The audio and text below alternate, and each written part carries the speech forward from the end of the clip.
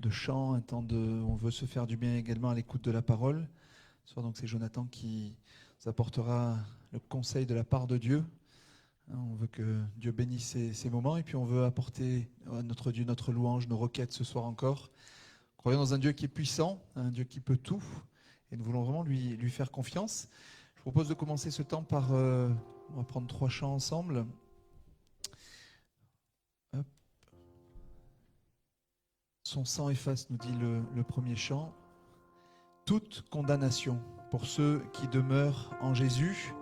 Nous sommes au bénéfice de la loi de la grâce. Quand Jésus a tout accompli, il a accompli tout par grâce pour chacun d'entre nous. Nous avons eu vraiment ce privilège de faire partie du peuple élu. Nous faisons partie du peuple élu et nous avons réalisé ces grâces à notre égard. Et ce soir, on veut encore se souvenir que c'est son sang qui a tout effacé, qui a effacé notre condamnation, qui a effacé nos péchés. Et on veut être reconnaissant pour notre Dieu. Amen.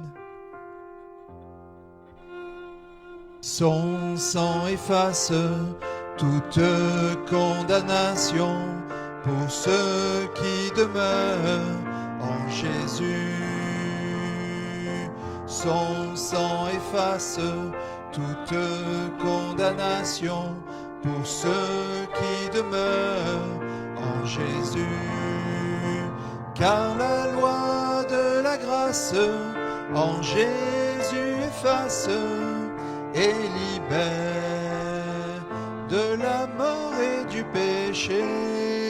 Son sang efface toute condamnation pour ceux qui demeurent en Jésus.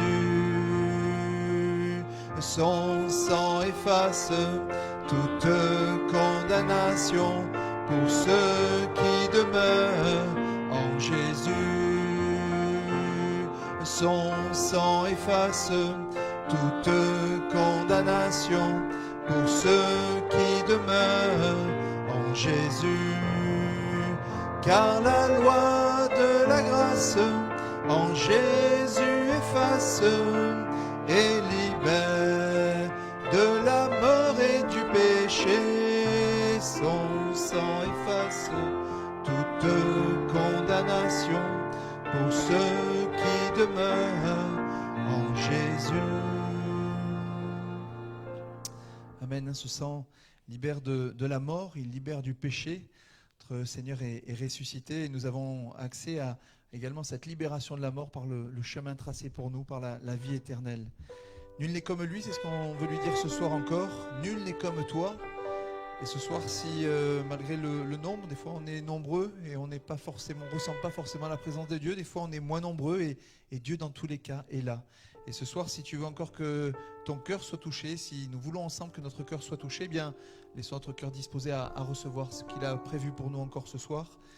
Nul n'est comme toi, nul ne peut toucher mon cœur comme toi. Dieu touche notre cœur de manière intense, de manière profonde. Sa bonté, nous dit le refrain, coule tel un fleuve immense. Et c'est de sa main qui guérit. Elle guérit notre âme, elle guérit notre corps. Et c'est dans ce Dieu tout-puissant que nous voulons croire encore ce soir. Nous faisons toute confiance. Nul n'est comme toi. Nul ne peut toucher mon cœur comme toi. Je pourrais chercher éternellement, pourtant nul n'est comme toi. Nul n'est comme toi. Nul n'est comme toi. Nul ne peut toucher mon cœur comme toi. Je pourrais chercher éternellement, pourtant nul n'est comme toi. Ta bonté coule tel un fleuve immense, et c'est ta main qui guérit. L'enfant qui souffre trouve en toi un surabri. Nul n'est comme toi. Nul n'est comme toi. Nul ne peut toucher mon cœur Je pourrais chercher éternellement, pourtant nul n'est comme toi. Nul n'est comme toi. Nul n'est comme toi. Nul ne peut toucher mon cœur comme toi. Je pourrais chercher éternellement, pourtant nul n'est comme toi. Amen. C'est ça qui est merveilleux avec notre Dieu, c'est qu'au fur et à mesure de notre cheminement, au fur et à mesure de notre marche chrétienne, je crois que jour après jour, on se rend compte que vraiment, il n'y en a aucun autre qui est vraiment comme lui, qui a manifesté tant d'amour finalement pour nous, mais qui, au-delà de ça, nous accompagne chaque jour. Il est là présent, il nous fait ressentir sa présence, des fois par une simple parole, des fois par peut-être les paroles d'un chant, les paroles de prédication, par un don spirituel. Il est là, il est présent et il nous fait du bien, il nous encourage. Et on veut vraiment le remercier ce soir pour tout cela. Prendre un dernier chant. On pourrait prendre ce chant, c'est le 600... Comment 566, pardon. J'ai perdu, enfin j'ai pas perdu, j'ai oublié mon portable et c'est sur le portable où j'avais les numéros de renseigner. Ce chant nous dit: dans ta présence, Seigneur, je m'attends à toi. Et ce soir, je crois qu'on est là en présence de notre Dieu. On est dans sa présence et on veut s'attendre à lui. On a soif de lui. Oh Jésus, tu marches devant moi, me montrant le chemin. Alors, encore ce soir, qu'il puisse nous prendre par la main, qu'il puisse nous guider vers lui. Je demanderai après ce chant peut-être à Jean-Claude, Marc également et Samuel, si tous les trois voulaient bien prier pour que Dieu bénisse encore ces moments, toute cette soirée, qu'il bénisse la parole également et qu'il nous encourage dans ces temps de partage. Dans ta présence, Seigneur, je m'attends à toi.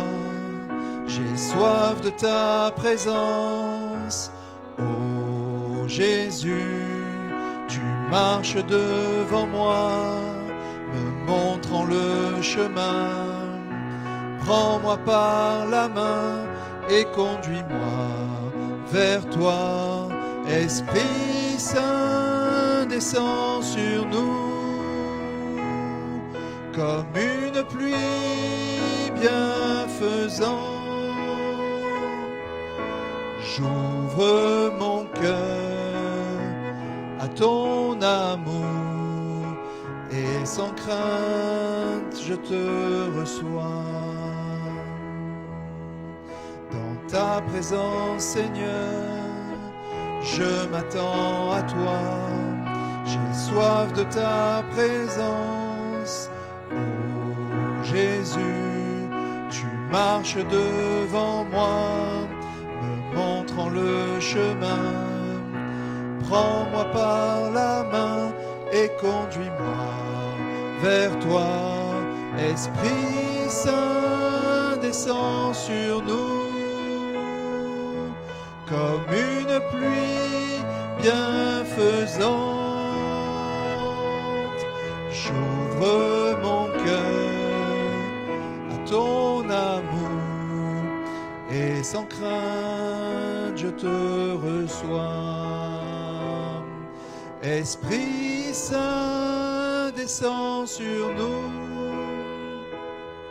comme une pluie bienfaisante. J'ouvre mon cœur à ton amour et sans crainte je te reçois. Prie avec nos frères.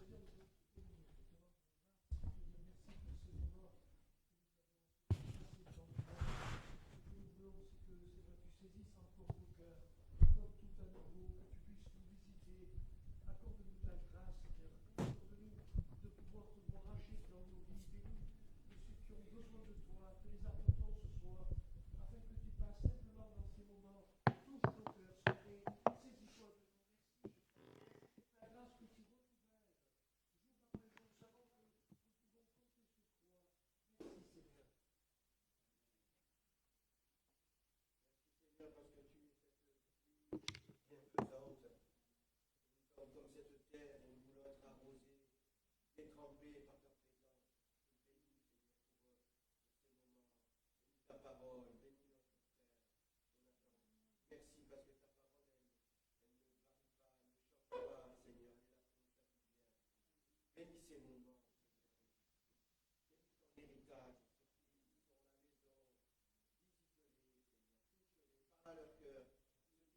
être là, qui ne peuvent pas, et ceux qui pourraient être là et qui ne veulent pas, bénis-les.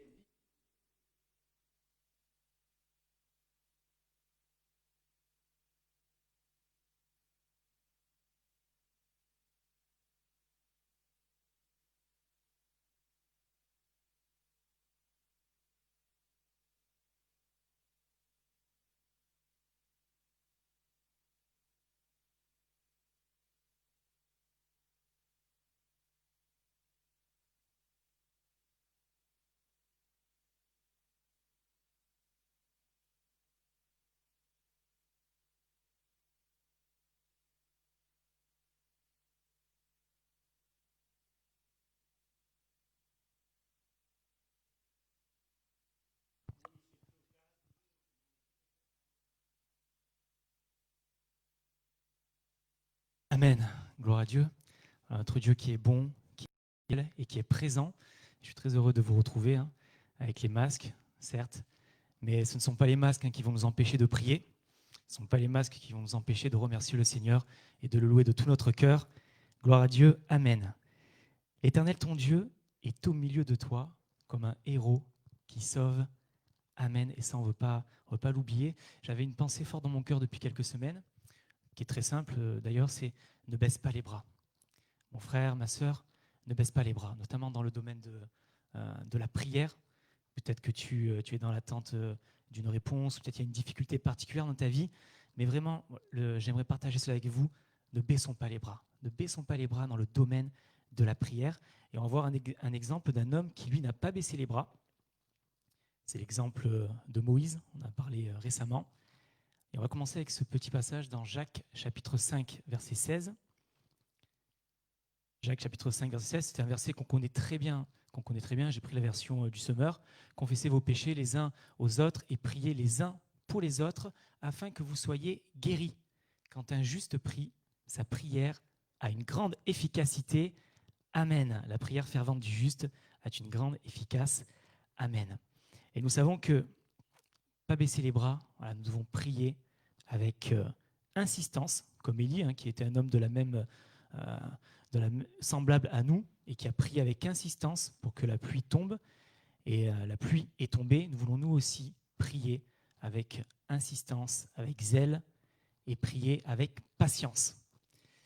On avait partagé avec notre pasteur Nombre chapitre 12, verset 3. Et on avait vu qu'il y avait un homme qui était le plus patient à son époque sur la terre dans l'Ancien Testament. Je ne sais pas si vous vous rappelez, cet homme, c'était Moïse. Donc dans Nombre chapitre 12, verset 3, « Or l'Éternel entendit, or Moïse était un homme fort patient, plus qu'aucun homme sur la face de la terre. Amen. » Et dans une autre version, j'avais regardé dans 2 21, il nous est dit « Moïse était un homme très humble ». Et c'est vrai que l'humilité et la patience, c'est en quelque sorte lié. Et on sait qu'en hébreu, un mot a plusieurs significations. Et que le Seigneur nous aide. Je pensais à ça depuis quelques jours. Seigneur, aide-moi, pour ma propre vie, aide-moi à être patient. Être vraiment patient dans l'accomplissement de ce que tu nous as dit, peut-être dans l'attente d'une réponse. Aide-moi à être patient dans mon couple. On a besoin de la patience de notre Seigneur. Aide-moi à être patient avec les enfants, avec mes enfants. Aide-moi à être patient avec la famille de Dieu. On a besoin de vivre, d'être dans cette patience et d'être dans cette humilité. Mais plus on lit la Bible, plus on prie, et plus on est humble finalement. Et on se dit que tout ce que nous avons, cela nous vient de Dieu. Donc on a besoin de nous tenir près de notre Seigneur pour être doux et humble de cœur, comme est notre Seigneur Jésus. Amen. Alors on va partager ensemble une histoire qui m'a fait beaucoup de bien sur Moïse, justement cet homme qui était patient, qui était humble. On connaît cette histoire, c'est Amalek, les Amalécites qui sont venus combattre Israël à Réphidim, dans Exode chapitre 17, versets 7 à 16. On a cette histoire des Amalécites qui sont venus attaquer donc le peuple de Dieu à Réphidim. Et avant de vous partager cela, on va lire juste la fin du verset 7. Où, en fait, on avait les Israélites qui se plaignaient, qui râlaient, qui contestaient contre l'Éternel, qui tentaient même l'Éternel avec cette question. « L'Éternel est-il au milieu de nous ou n'y est-il pas ?» Dans une autre version, il est dit « L'Éternel est-il au milieu de nous, oui ou non ?» Peut-être que quelqu'un d'entre nous, malheureusement, se pose cette question ce soir, se dit oui, mais est-ce que moi, actuellement, est-ce que le Seigneur est au milieu de nous, oui ou non? J'aimerais te dire, la réponse, elle est claire, c'est oui. L'Éternel est au milieu de nous, on l'a partagé tout à l'heure, hein, il est au milieu de toi comme un héros qui sauve. Et ce soir, il veut encore, hein, malgré le petit nombre, il veut guérir, sauver, pardonner, baptiser du Saint-Esprit. Voilà, notre Seigneur qui n'a pas changé. Alors oui, déjà, avant de commencer ce temps de prière, qui sera un temps béni, on le croit, parce que quand on prie, c'est un temps qui est béni, on veut se rappeler que le héros qui sauve, il est présent parmi nous en 2020, il est là, à la Seine-sur-Mer, et dans notre petite église, le Seigneur, il est présent, il est ici. Amen. Alors verset 8, on va lire ensemble. Amalek vint combattre Israël à Réphidim.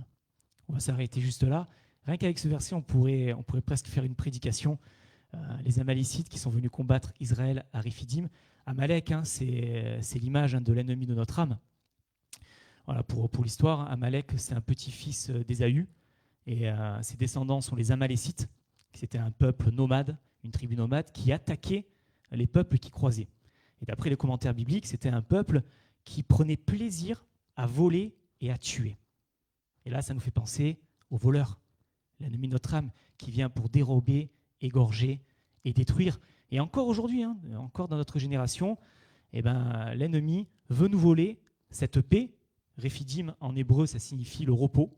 Et l'ennemi, encore aujourd'hui, eh ben, il désire nous perturber, voler ce repos et détruire aussi, il faut le dire, hein, détruire les vies. Mais on va lire la suite, ce qui va se passer, parce que là, les Amalécites ont attaqué le mauvais peuple, puisqu'à la tête de ce peuple, il y avait l'Éternel des armées, El Shaddai, le Dieu tout-puissant, et ce Dieu, il est encore ici parmi nous. Amen. Et le Seigneur veille sur nous et nous protège. Amen. Alors on continue au verset 9. Alors Moïse dit à Josué, et on va voir comment Moïse a fait pour ne pas baisser les bras, justement, par rapport à cette attaque des Amalécites. Alors Moïse dit à Josué, choisis-nous des hommes, sors, combat Amalek. Demain, je me tiendrai sur le sommet de la colline, la verge de Dieu dans ma main. Josué fit ce que lui avait dit Moïse pour combattre Amalek. Et Moïse, Aaron et Hur montèrent au sommet de la colline. Lorsque Moïse élevait sa main, Israël était le plus fort. Dans une autre version, il nous est dit, lorsque Moïse élevait sa main pour prier, Israël était le plus fort. Et lorsqu'il baissait sa main, Amalek était le plus fort. Les mains de Moïse étant fatiguées, ils prirent une pierre qu'ils placèrent sous lui et il s'assit dessus. Aaron et Hur soutenaient ses mains, l'un d'un côté, l'autre de l'autre, et ses mains restèrent fermes jusqu'au coucher du soleil. Et Josué vainquit Amalek et son peuple au tranchant de l'épée. Amen. Et on continue au verset 14. L'Éternel dit à Moïse, écris cela dans le livre pour que le souvenir s'en conserve, et déclare à Josué que j'effacerai la mémoire d'Amalek de dessous les cieux. Moïse bâtit un autel et lui donna pour nom l'Éternel, ma bannière. Il dit, parce que la main a été levée sur le trône de l'Éternel, il y aura guerre de l'Éternel contre Amalek de génération en génération. Amen. Amen. Et on voit cette victoire éclatante qui finalement dépendait de la prière. Lorsque Moïse élevait la main pour prier, ils avaient l'avantage. Lorsqu'il baissait la main, il perdait cet avantage. Et on voit à la fin qu'il y a une guerre contre Amalek de génération en génération. La question qu'on peut se poser, on a tous, entre guillemets, des combats dans nos vies. Ça peut être des Amalécites, des Amalek. On a tous différents combats. La maladie, des tentations, des attaques. Ça, ce sont tous les Amalécites qui peuvent exister. Et c'est des Amalécites qui peuvent être différents. Mais la solution, quel que soit l'Amalécite qui vous attaque actuellement, qui vous combat, c'est Jésus-Christ. Et ça n'a pas changé. Hein. La solution, c'est toujours la même. Hein. C'est la prière dans le nom de notre Seigneur Jésus. Amen. Et on va parler aujourd'hui juste d'un Amalek en particulier. Voilà, j'ai voulu un petit peu cibler ce soir pour les sujets de prière. Quelque chose qu'on ne parle peut-être pas régulièrement, mais quelque chose qui attaque aujourd'hui tout le monde de génération en génération. On va le lire ensemble.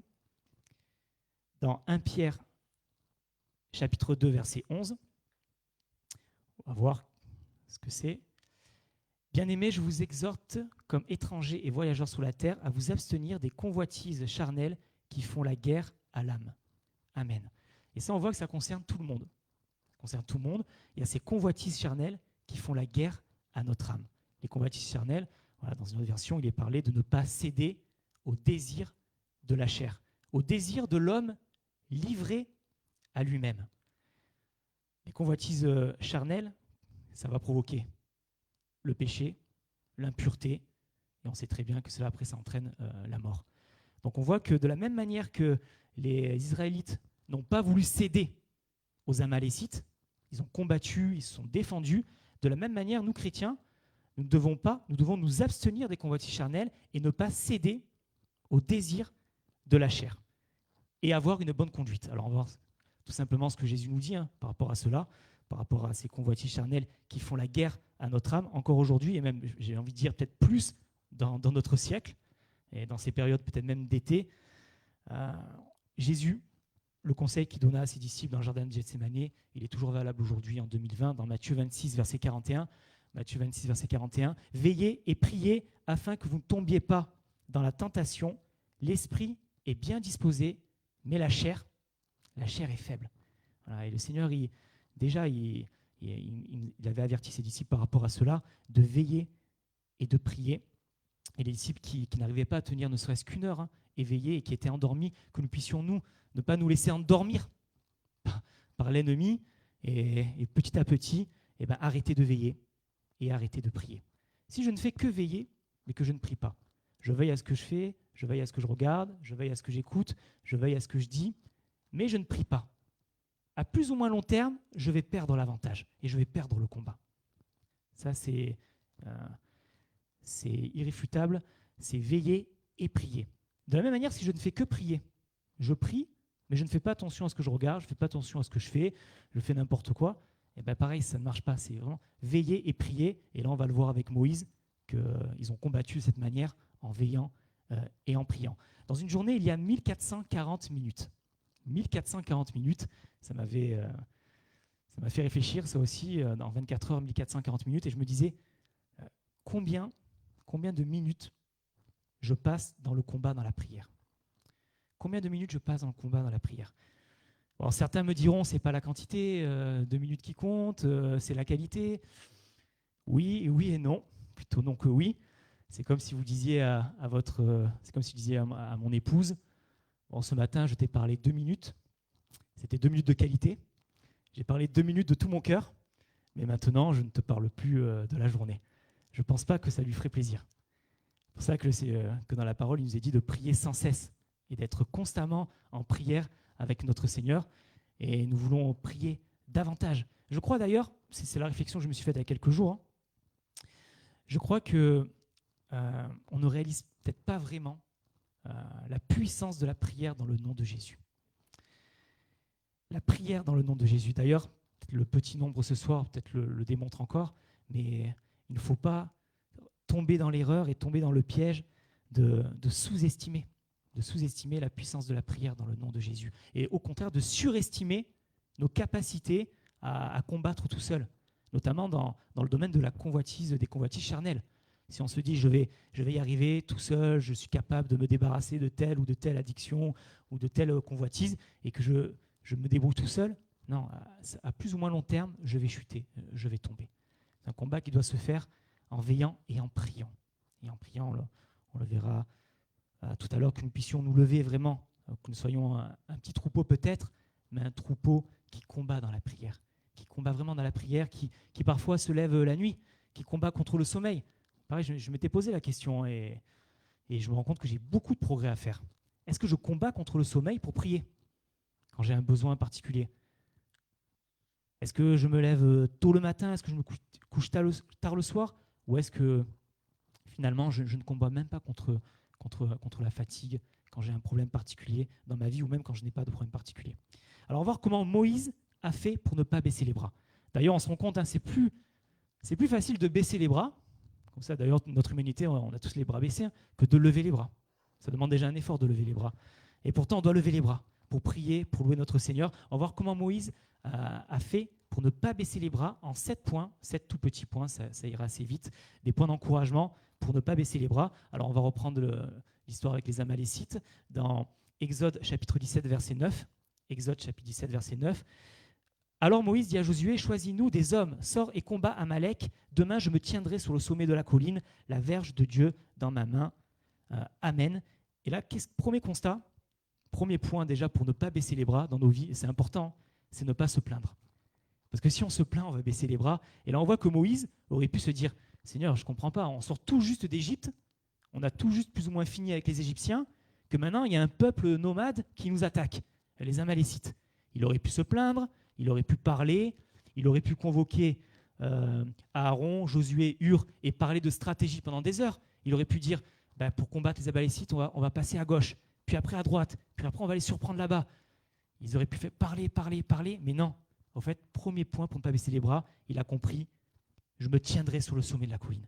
Et nous, on veut se tenir sur le sommet de la colline, on veut prier, on veut intercéder, on veut nous tenir devant la face de notre Seigneur. Et ça, c'est la meilleure stratégie.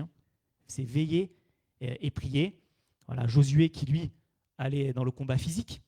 Ça, on peut dire c'est la veille. C'est lui qui allait éliminer, qui allait supprimer. Comme nous, quand on veille, on supprime, on élimine des choses dans nos vies qui ne sont pas la gloire de Dieu. Ça, c'est veiller.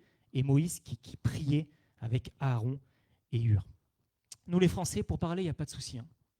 Surtout l'été, j'ai l'impression, les apéritifs et tout, on est les champions du monde.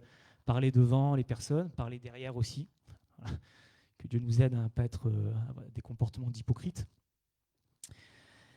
Et je me disais, si on priait autant que l'on parle sur notre prochain. Si on priait autant que l'on parle sur notre prochain, le monde serait différent, nos vies seraient différentes, l'Église serait différente, que le Seigneur nous aide à peut-être si on se plaint beaucoup, si dans la journée vous ferez peut-être le calcul et vous dire je vais prier autant que je me suis plaint. J'ai prié autant que ce que j'ai parlé en mal sur quelqu'un d'autre. Bref, que le Seigneur nous aide. Premier point, pas baisser les bras, ne pas se plaindre et prier. Prier, c'est toujours la meilleure des solutions. Voilà. Un pasteur a pu dire, quand on arrive à la fin de soi-même, qu'on arrive au commencement de Dieu. Et quand des fois qu'on n'a plus de solution, c'est là que tout commence finalement. Et ça qui est beau, c'est là que c'est le commencement de Dieu. Deuxième conseil pour ne pas baisser les bras, verset 10, Josué fit ce que lui avait dit Moïse pour combattre Amalek, et Moïse, Aaron et Hur montèrent au sommet de la colline. Donc deuxième conseil, on voit que Moïse, il s'entoure. Il n'est pas tout seul. Et il y a des combats dans la vie, des attaques de l'ennemi, des Amalécites, ou des problèmes, des convoitises charnelles qu'on n'arrive peut-être pas bien à gérer. C'est important de s'entourer d'hommes fidèles, d'hommes capables, avec qui on va pouvoir partager, avec qui on va pouvoir prier. La prière d'équipe, finalement. C'est ce qu'on va faire ce soir. Porter les fardeaux des uns des autres. Et Moïse, c'est ce qu'il a fait. Il a pris Aaron, il a pris Hur, il a pris Josué, et il a su déléguer. Pour ne pas baisser les bras, pour ne pas craquer, voilà, c'est important de s'entourer d'amis fidèles et de partager des sujets de prière avec eux, de déléguer. Là, dans ce passage, c'est la première citation de Josué dans la Bible. Et on va voir qu'après, dans la suite de l'histoire, Josué est devenu le chef des Israélites. Et ça a bien commencé pour lui parce que Moïse lui a délégué cette responsabilité. Et il y a eu une victoire éclatante. Et donc ça a confirmé aussi la mission de Josué. Donc c'est important pour nous, dans des problèmes, si on veut des fois les affronter tout seul, par orgueil peut-être, on ne va pas s'en sortir. C'est aussi l'humilité de dire, mon frère, ma sœur, mais avec des proches bien sûr, de dire, prie pour moi, j'ai tel problème, prie pour moi, s'il te plaît, prie pour moi. Aaron avait besoin de Moïse. Aaron était incapable de décider de choisir, ce n'était pas un chef, c'est Moïse qui recevait les instructions de l'Éternel. Mais Moïse avait besoin d'Aaron, parce que Aaron était le porte-parole de Moïse. Et Hur était un soutien pour les deux. Tout ça pour dire qu'on a besoin les uns des autres. Moi, j'ai besoin de vos prières, vous avez besoin de mes prières, on a besoin de s'aimer les uns les autres et de prier les uns pour les autres. Amen. Troisième conseil, verset 11, lorsque Moïse élevait sa main, Israël était le plus fort, et lorsqu'il baissait sa main, Amalek était le plus fort. Il ne faut pas oublier une chose. Là, Moïse, il n'a pas oublié. Troisième point, si on ne veut pas baisser les bras, ne pas oublier que le plus fort, c'est notre Dieu. Quels que soient les Amalécites dans nos vies, peut-être tu te dis, oui, c'est bien beau ce que tu dis ce soir, etc., etc. Mais moi, dans ma vie, j'ai un Amalécite, un problème, une attaque, un géant dans ma vie, je n'arrive pas à m'en débarrasser. Je n'arrive pas. J'aimerais te rappeler ce soir qu'il n'y a aucun Amalécite qui soit imbattable dans le nom de Jésus. Aucun Amalécite qui soit imbattable dans le nom de Jésus. Ça peut être long, il faut persévérer, mais dans la prière, voilà, nous avons la victoire en notre Seigneur. Amen. D'ailleurs, quand ils priaient, ils avaient l'avantage. Josué avait l'avantage. Mais quand Moïse baissait les bras, eh ben, Josué n'avait plus l'avantage. Donc, il ne faut pas oublier aussi une chose, c'est que quand on prie, on a l'avantage. L'avantage, nous l'avons dans la prière, mais il faut prier. Bien sûr que ce n'est pas facile, mais il faut prier, c'est là que nous avons l'avantage. Gloire à Dieu. 4e point, pour ne pas baisser les bras, au verset 12 toujours. On a le verset 12. Les mains de Moïse étant fatiguées, ils prirent une pierre qu'ils placèrent sous lui et il s'assit dessus. Bon, vous me direz, l'image est facile, mais bon, la parole de Dieu, elle est compréhensible pour tout le monde.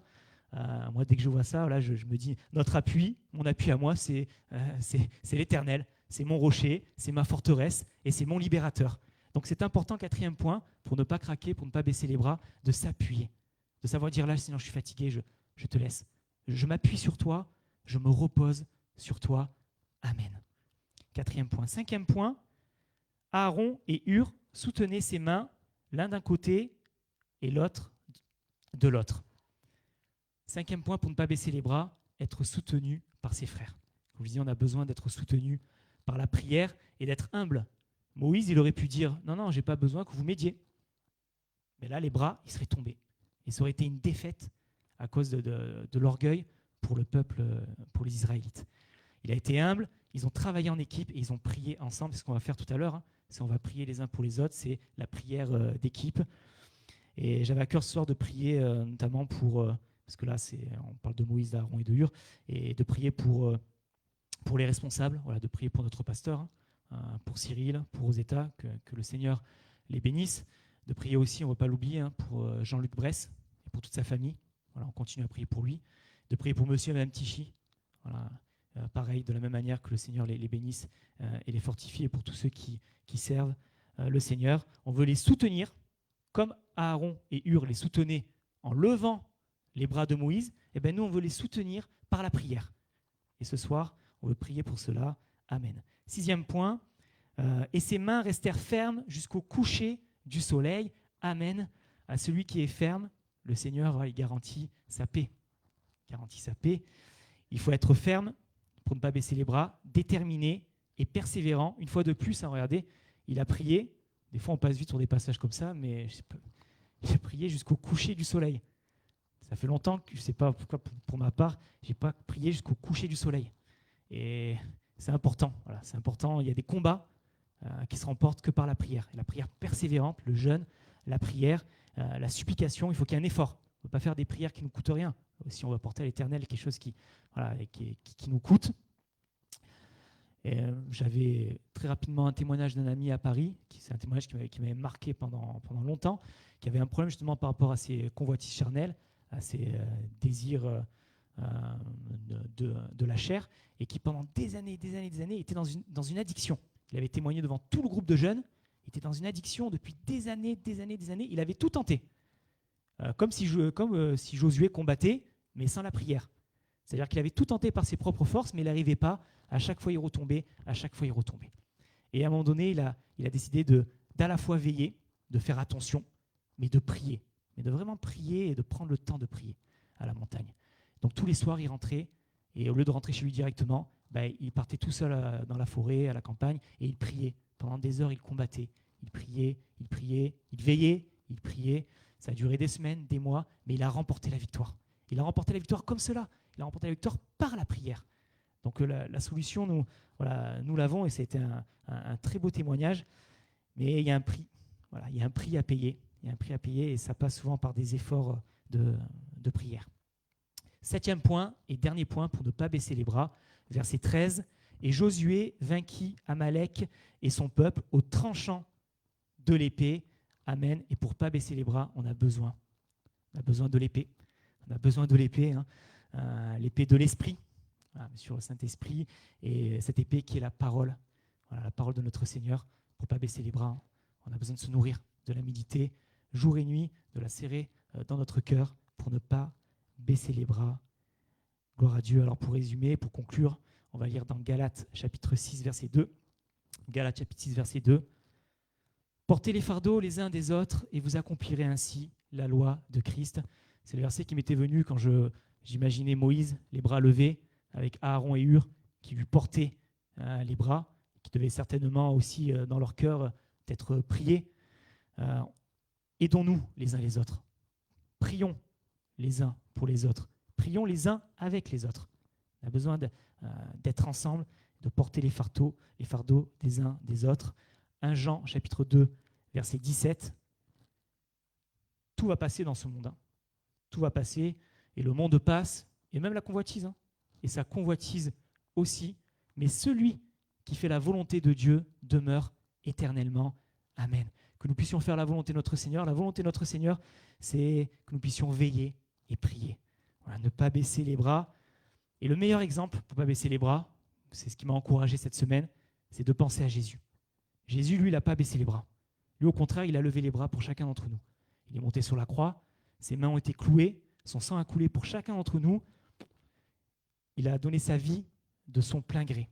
Il aurait pu dire à des anges de sortir de là, mais non, il n'a pas baissé les bras pour chacun d'entre nous. Alors nous aussi, ce soir, on ne veut pas baisser les bras, on veut continuer à prier pour nos frères, nos sœurs qui s'attendent à lui, on veut prier ensemble, notamment on va prier pour Claude. Voilà, j'ai des sœurs qui ont visité Claude aujourd'hui. Il est toujours hospitalisé, il va de mieux en mieux, mais nous, ce soir, on va lever les mains pour Claude, on va continuer pour qu'il remporte la victoire et que le Seigneur le relève totalement dans le nom de Jésus. Amen. Et si vous avez d'autres sujets de prière, sentez-vous libre de prier et on dira Amen à votre prière. Notre Seigneur, nous te remercions pour ta parole. Seigneur, merci parce qu'elle nous encourage. Seigneur, tu connais toutes choses, Seigneur.